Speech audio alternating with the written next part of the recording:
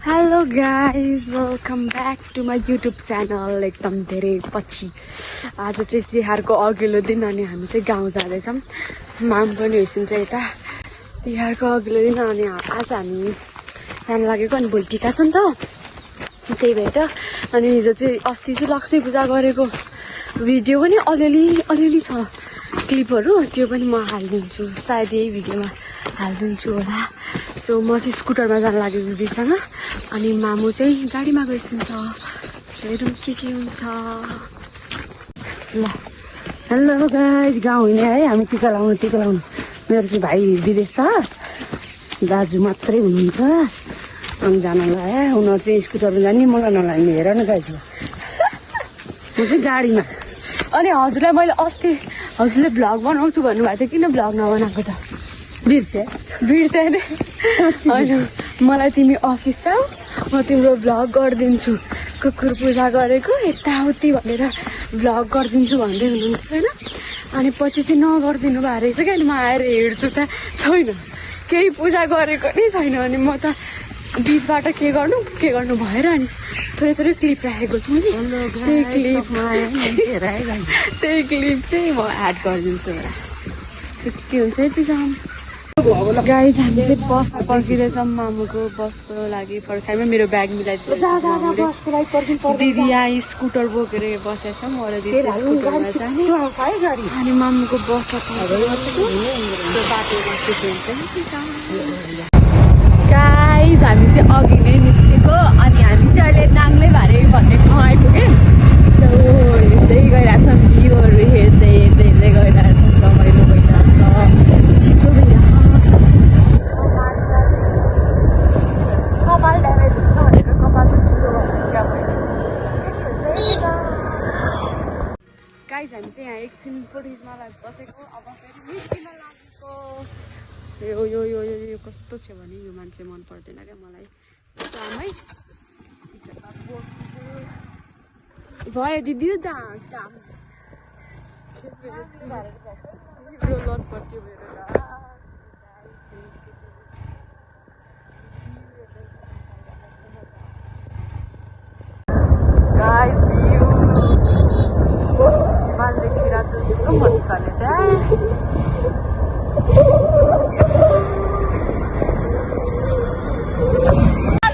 Guys यो चाहिँ पिङ खेल्न थाल्यो हाम्रो स्कुटर त्यहाँ रोकेको।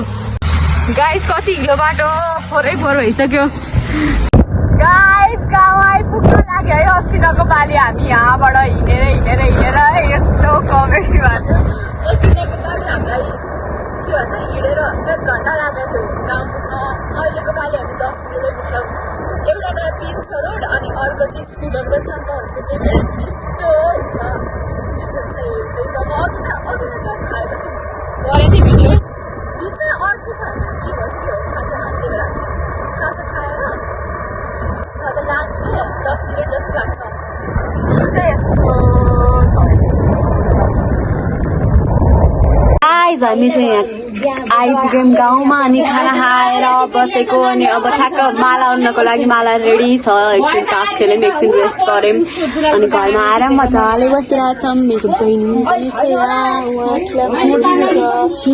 आनन्दले बसेको अब के हुन्छ हेर्दै जाम। अब माला उड्छौँ अनि माला उडेर उता पल्लो घर जान्छौँ है पर जान्छौँ अनि के हुन्छ हेरौँ के हुन्छ।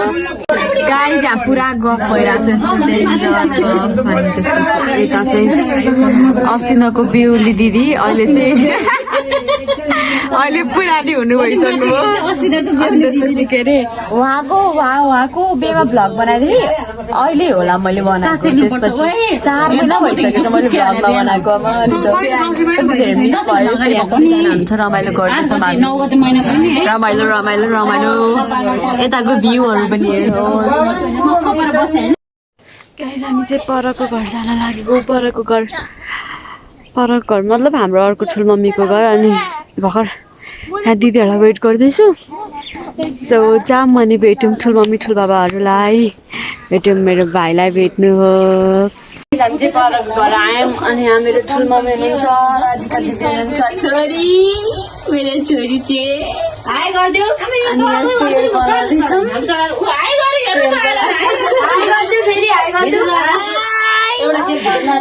सबैजना खाएको दिन्छ हामी तेल बनाउने डन चाहिँ त्यहाँ चाहिँ यो घरको सबैभन्दा ठुली डनै उयो हो है ऊ महारानीज्यू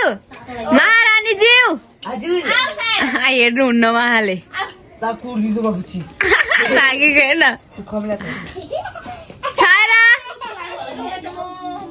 भाइले निबुवा ल्याइ अब निबुवा तासेर खाने हामी त मजाले यतिजना मिलेर निबुवा तास्ने खाने निबुवा साध्दैछ निबुवा अनि कस्तो राम्रो भ्यू चाहिँ यस्तो राम्रो छ रमाइलो भइरहेको छ हामी सबैजनालाई बुढापातीहरू सबजना रमाइलो गरिरहेको छौँ हामी साँधेर यस्तो भएछ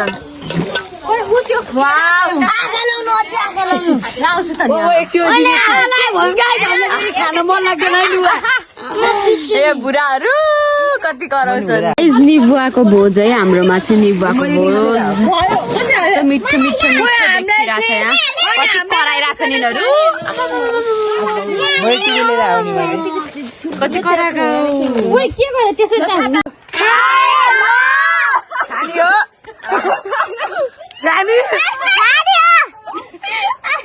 खाना चाहिँ खाएन है मैले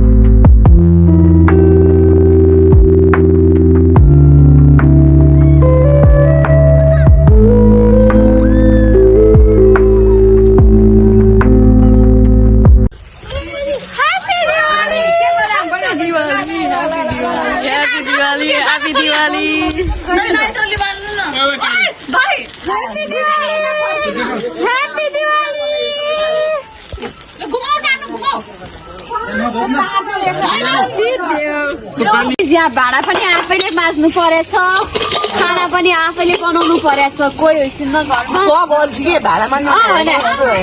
हामी मात्रै गर्नु परेछ यहाँ के हुन्छ आजको दिनमा हेर्नुभयो होला हजुरहरूले गाइस म त सुत्न आइसकेको आजको लागि पटकाहरू पड्कायौँ सिर्जित बालेम आज नाचेनौँ किनभने योपालि चाहिँ मेरो फुफू दिदी दुईजनाको नै टिका भएन सो जेठी फुपूको चाहिँ आज ठ्याक्क आफ्नै भान्जा बित्नुभयो अनि के अरे कान्छी फुपूको चाहिँ